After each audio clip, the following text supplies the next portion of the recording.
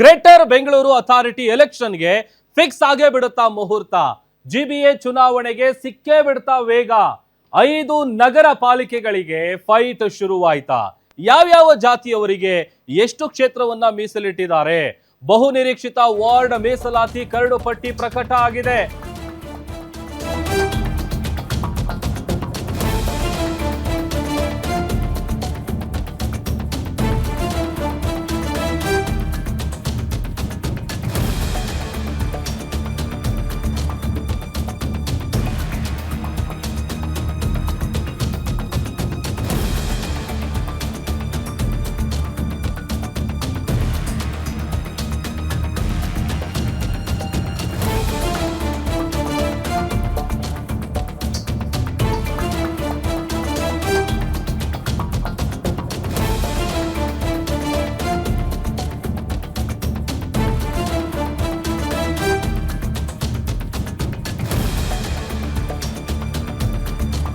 ನೋಡಿ, ಬಹುನಿರೀಕ್ಷಿತ ಜಿಬಿಎ ಎಲೆಕ್ಷನ್ಗೆ ಫಿಕ್ಸ್ ಆಗೇ ಬಿಡ್ತು ಮುಹೂರ್ತ.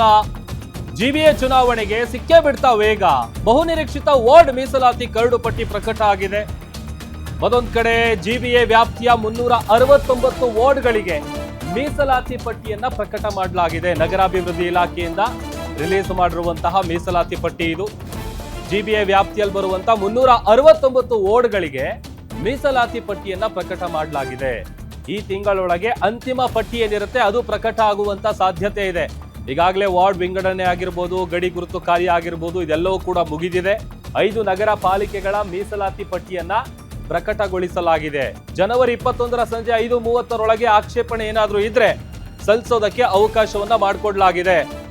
ಮೀಸಲಾತಿಯ ಪಟ್ಟಿ ಪ್ರಕಟ ಆಗಿರೋದು ನಗರಾಭಿವೃದ್ಧಿ ಇಲಾಖೆಯಿಂದ. ಸಾರ್ವಜನಿಕರ ಆಕ್ಷೇಪಣೆಗೆ ಅಂತೇಳಿ 15 ದಿನ ಟೈಮ್ ಕೊಟ್ಟಿದ್ದಾರೆ ಜಿಬಿಎ ಅಧಿಕಾರಿಗಳು. ಈ ತಿಂಗಳೊಳಗೆ ಅಂದ್ರೆ ಬಹುಶಃ ಈ ಮಂತ್ ಎಂಡ್ ಒಳಗೆ ಅಂತಿಮ ಪಟ್ಟಿ ಏನಿರುತ್ತೆ, ಫೈನಲ್ ಲಿಸ್ಟು, ಅದು ಪ್ರಕಟ ಆಗುವಂತಹ ನಿರೀಕ್ಷೆ, ಸಾಧ್ಯತೆ ಎರಡೂ ಇದೆ. ಈಗಾಗಲೇ ವಾರ್ಡ್ ವಿಂಗಡಣೆ ಕಾರ್ಯ, ಗಡಿ ಗುರುತು ಮಾಡುವಂತಹ ಕಾರ್ಯ ಇದೆಲ್ಲವೂ ಕೂಡ ಮುಕ್ತಾಯ ಆಗಿದೆ.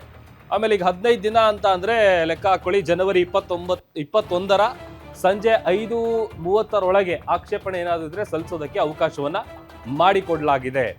ಆಮೇಲೆ ಈಗ ಬೆಂಗಳೂರು ದಕ್ಷಿಣ ಪಾಲಿಕೆ ಅಂದ್ರೆ ಮೀಸಲಾತಿ ಕರಡು ಪಟ್ಟಿಯ ಪ್ರಕಾರ ಯಾವ್ಯಾವ ಪಾಲಿಕೆಗೆ ಎಷ್ಟೆಷ್ಟು ಸ್ಥಾನಗಳನ್ನ ಮೀಸಲಾತಿಯನ್ನ ಇಡಲಾಗಿದೆ ಅನ್ನುವಂಥ ಡೀಟೇಲ್ಸ್ ಅನ್ನು ಕೂಡ ಸ್ಕ್ರೀನ್ ಮೇಲೆ ನಾವು ಗಮನಿಸ್ತಾ ಇದ್ದೀವಿ. ಮೊದಲಿಗೆ ಬೆಂಗಳೂರು ದಕ್ಷಿಣ ಪಾಲಿಕೆ ಒಟ್ಟು ವಾರ್ಡ್ಗಳು ಬರೋದು 72. ಅದರಲ್ಲಿ SC ಮೀಸಲಾತಿ 7 ವಾರ್ಡ್ಗಳನ್ನ SCಗೆ ಅಂತೇಳಿ ಮೀಸಲಾತಿ ಇಡಲಾಗಿದೆ. ST ಮೀಸಲಾತಿ ಬಂದು 1 ವಾರ್ಡು. ಇನ್ನು OBC ಎ ಕ್ಯಾಟಗರಿಗೆ 19 ವಾರ್ಡ್ಗಳು, OBC ಬಿ ಕ್ಯಾಟಗರಿಗೆ 5 ವಾರ್ಡ್ಗಳು. ಇನ್ನು ಜನರಲ್ ಅಂದ್ರೆ ಸಾಮಾನ್ಯ 20 ವಾರ್ಡ್ಗಳು. 50% ಮಹಿಳೆಯರಿಗೆ ಮೀಸಲಾತಿ ಅಂದ್ರೆ 50%. ಇನ್ನು ಬೆಂಗಳೂರು ಉತ್ತರ ಪಾಲಿಕೆ ವಿಚಾರಕ್ಕೆ ಬರೋದಾದ್ರೆ ಒಟ್ಟು ವಾರ್ಡ್ಗಳಿರುವಂಥದ್ದು 72. ಅದರಲ್ಲಿ SC ಮೀಸಲಾತಿ 9 ವಾರ್ಡ್ಗಳು, ST ಮೀಸಲಾತಿ 2 ವಾರ್ಡ್ಗಳು, OBC ಎ ಅದಕ್ಕೆ 19 ವಾರ್ಡ್ಗಳನ್ನ ಮೀಸಲಿಡಲಾಗಿದೆ. OBC ಬಿ ಅಲ್ಲಿ 5 ವಾರ್ಡ್ಗಳು, ಇನ್ನು ಸಾಮಾನ್ಯ 5 ವಾರ್ಡ್ಗಳು. ಇದು ಬೆಂಗಳೂರು ದಕ್ಷಿಣ ಮತ್ತೆ ಬೆಂಗಳೂರು ಉತ್ತರ ಪಾಲಿಕೆಯ ವಿಚಾರಕ್ಕೆ ಸಂಬಂಧಪಟ್ಟಂತೆ ಜಿಬಿಎ ಮೀಸಲಾತಿ ಕರಡು ಪಟ್ಟಿಯಲ್ಲಿರುವಂತಹ ಡೀಟೇಲ್ಸ್ ಅನ್ನ ಗಮನಿಸ್ತಾ ಇದ್ದೀವಿ. ಇನ್ನು ನೆಕ್ಸ್ಟ್ ಬರೋದಾದ್ರೆ ಬೆಂಗಳೂರು ಪಶ್ಚಿಮ ನಗರ ಪಾಲಿಕೆ. ಅದರಲ್ಲಿ ಬರೋದು ಒಟ್ಟು 112 ವಾರ್ಡ್ಗಳು. ಅದರಲ್ಲಿ SC ಮೀಸಲಾತಿ ಬಂದು 9 ವಾರ್ಡ್ಗಳು, ST ಮೀಸಲಾತಿ 2 ವಾರ್ಡ್ಗಳು, OBC ಎ ಕ್ಯಾಟಗರಿಗೆ 30 ವಾರ್ಡ್ಗಳು, OBC ಬಿ ಕ್ಯಾಟಗರಿಗೆ 7 ವಾರ್ಡ್ಗಳನ್ನ ಮೀಸಲಿಡಲಾಗಿದೆ. ಇನ್ನು ಸಾಮಾನ್ಯ ಬಂದು 64 ವಾರ್ಡ್ಗಳು. ಇದು ಬೆಂಗಳೂರು ಉತ್ತರ, ಬೆಂಗಳೂರು ದಕ್ಷಿಣ. ಅದಾದ್ಮೇಲೆ ಈಗ ಬೆಂಗಳೂರು ಕೇಂದ್ರ ನಗರ ಪಾಲಿಕೆಯ ವಿಚಾರವಾಗಿ ಗಮನಿಸೋದಾದ್ರೆ ಅದರಲ್ಲಿ ಬರುವಂಥದ್ದು ಒಟ್ಟು 63 ವಾರ್ಡ್ಗಳು. ಆ 63 ವಾರ್ಡ್ಗಳ ಪೈಕಿ SC ಮೀಸಲಾತಿಗೆ 1 ವಾರ್ಡು, ST ಮೀಸಲಾತಿಗೆ 1 ವಾರ್ಡು, OBC ಎ ಕ್ಯಾಟಗರಿಗೆ 15 ವಾರ್ಡ್ಗಳು, OBC ಬಿ ಕ್ಯಾಟಗರಿಗೆ 4 ವಾರ್ಡ್ಗಳು, ಇನ್ನು ಸಾಮಾನ್ಯ 32 ವಾರ್ಡ್ಗಳು. ಅಂದ್ರೆ ಒಟ್ಟು ಟೋಟಲ್ ಬಂದು 63 ವಾರ್ಡ್ಗಳು. ಇದು ಬೆಂಗಳೂರು ಪಶ್ಚಿಮ ನಗರ ಪಾಲಿಕೆ. ಅದಾದ್ಮೇಲೆ ಬೆಂಗಳೂರು ಉತ್ತರ, ಬೆಂಗಳೂರು ದಕ್ಷಿಣ. ಇನ್ನು ಬೆಂಗಳೂರು ಪೂರ್ವ ನಗರ ಪಾಲಿಕೆಯ ವಿಚಾರಕ್ಕೆ ಬರೋದಾದ್ರೆ ಒಟ್ಟು ವಾರ್ಡ್ಗಳ ಸಂಖ್ಯೆ 50. ಅದರಲ್ಲಿ SC ಮೀಸಲಾತಿ 7 ವಾರ್ಡ್ಗಳು, ST ಮೀಸಲಾತಿ 1 ವಾರ್ಡು, OBC ಎ ಕ್ಯಾಟಗರಿಗೆ 14 ವಾರ್ಡ್ಗಳು, OBC ಬಿ ಕ್ಯಾಟಗರಿಗೆ 3 ವಾರ್ಡ್ಗಳು, ಸಾಮಾನ್ಯ 25 ವಾರ್ಡ್ಗಳು. ಇದು ಮೀಸಲಾತಿ ಕರಡು ಪಟ್ಟಿಯ ಪ್ರಕಾರ ಯಾವ್ಯಾವ ಜಾತಿಯವರಿಗೆ ಎಷ್ಟು ಕ್ಷೇತ್ರವನ್ನ ಮೀಸಲಿಟ್ಟಿದ್ದಾರೆ. ಅದರಲ್ಲಿ ಗಮನಿಸಬೇಕಾಗಿರುವಂಥ ವಿಚಾರ 50% ಮಹಿಳೆಯರಿಗೆ ಆದ್ಯತೆಯನ್ನು ಕೂಡ ಕೊಡುವಂಥ ಕೆಲಸ ಈ ಬಾರಿ GBA ಮಾಡ್ತಾ ಇರುವಂಥದ್ದು. ಹಾಗಾಗಿ ಬಹುನಿರೀಕ್ಷಿತ, ಯಾಕಂತಂದ್ರೆ ಈಗ ನಡೆಯುತ್ತೆ ಆಗ ನಡೆಯುತ್ತೆ ಅಂತೇಳಿ ಒಂದ್ ಕಡೆ ವಿಪಕ್ಷಗಳು ಕೂಡ ಮುಗಿ ಬೀಳ್ತಾ ಇದ್ವು. ಅದ್ರ ಜೊತೆಗೆ ಸರ್ಕಾರ ಕೂಡ ಇದೇ ವಿಚಾರಕ್ಕೆ ಸಂಬಂಧಪಟ್ಟಂತೆ ಇಲ್ಲಿವರೆಗೂ ಯಾವುದೇ ರೀತಿಯಾದಂಥ ಡೇಟ್ಗಳನ್ನಾಗಲಿ ಅಥವಾ ಈ ಥರದ ಮೀಸಲಾತಿ ವಿಚಾರ ಆಗಲಿ ಇದ್ರ ಬಗ್ಗೆ ಮಾತಾಡಿರಲಿಲ್ಲ. ಬಟ್ ಈಗ ನಗರಾಭಿವೃದ್ಧಿ ಇಲಾಖೆಯಿಂದ ಮೀಸಲಾತಿ ಪಟ್ಟಿಯನ್ನು ರಿಲೀಸ್ ಮಾಡಲಾಗಿದೆ. ಫೈನಲ್ ಲಿಸ್ಟ್ ಏನಿರುತ್ತೆ ಅದು ಬಹುಶಃ ಈ ತಿಂಗಳ ಒಳಗೆ ಬಿಡುಗಡೆ ಆಗುವಂತಹ ಸಾಧ್ಯತೆ ಇದೆ. ಪ್ರೆಸ್ ನೋಟ್ನಲ್ಲಿ ಮಾಹಿತಿ ಕೊಟ್ಟಿದ್ದೇವೆ. ತಾವು ಪ್ರಿಂಟ್ ಟಿವಿ ಮಾಧ್ಯಮ ಅವರಿಗೆ ಮಾತ್ರ ನಾನು ವಿಶೇಷವಾಗಿ ಇದರ ಬಗ್ಗೆ ಮಾಹಿತಿ ಕೊಡ್ತಾ ಇದ್ದೆ. ಗ್ರೇಟರ್ ಬ್ಯಾಂಗ್ಳೂರ್ ಅಧಿನಿಯಂ 24ನೇ ಪ್ರಕಟಣೆ, 22ನೇ ಉಪಪ್ರಕರಣ 2 ಮತ್ತು 4ರಲ್ಲಿ ಸರ್ಕಾರ ನಿನ್ನೆ ಒಂದು ಆದೇಶ ಹೊರಡಿಸಿದ್ದಾರೆ. ಅದರ ಆಧಾರದ ಮೇಲೆ 5 ನಗರ ಪಾಲಿಕೆಗೆ ಅವರು ಮೀಸಲಾತಿಯನ್ನು ಅವರು ಈಗಾಗಲೇ 369 ವಾರ್ಡ್ಸಿಗೆ ಮೀಸಲಾತಿ ಈಗಾಗಲೇ ಪ್ರಕಟಣೆ ಮಾಡಿಬಿಟ್ಟಿದ್ದಾರೆ. ಸೆಂಟ್ರಲ್ನಲ್ಲಿ 63 ವಾರ್ಡ್ಸ್ನಲ್ಲಿ 11 SC, 1 ST, 15 backward class A, 15 ಮತ್ತು 4 backward BCB and 32 general wards ಬರ್ತದೆ ಅಂತ ಹೇಳಿ ಈಗಾಗಲೇ ಪ್ರಕಟಣೆ ಮಾಡಿದ್ದೇವೆ.